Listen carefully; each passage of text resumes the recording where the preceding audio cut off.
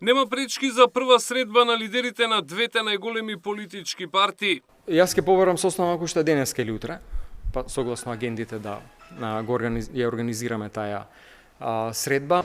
На полнок, после полнок, кога ќе каже тогаш, да го сослушам неговиот план и да видиме дали по тој план нешто може да се реши. Но Филипче вели дека нема прецизен план и дека очекува него да го изгради заедно со останатите лидери.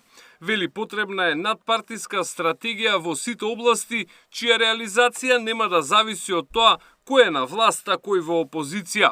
Значи не би сакал ова да звучи како план кој што го сервирам готов, поради тоа што сметам дека сите треба да учествуваме во изготвувањето една нова форма на политички диалог, би рекол и општествен диалог, во кој што ќе се вклучат сите политички партии, пред се најголемите и секако други чинители во општеството, со цел да се изготват стратешки документи врз основа на кои ќе се направи стратегија, а врз основа на која државата ќе функционира следните повеќе од една деценија, деценија и пол или 2 децении, многу повеќе од мандатот на било која влада и било која партија или коалиција да ја води таа влада, поради тоа што во одредени области очигледно дека мораме да знаеме на каде одиме. Филипче очекува фокус на разговорите да бидат образованието, здравството, реформите во правосудството, департизацијата и животната средина.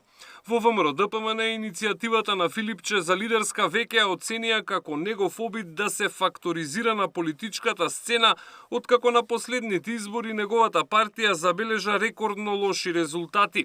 Од тука останува неизвестно дали иницијативата на Филипче ќе резултира со лидерска или тет-а-тет средба.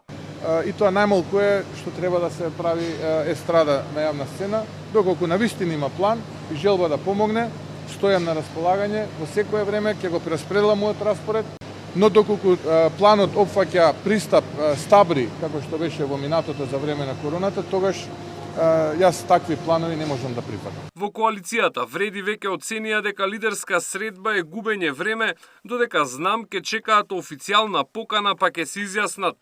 ДУИ веќе се обидува да протурка анкетна комисија за Кочани, но СДСМ тоа нема да го поддржи.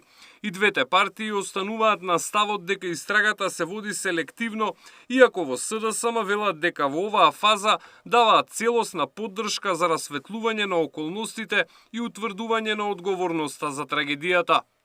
Александар Спасовски, Сител телевизија.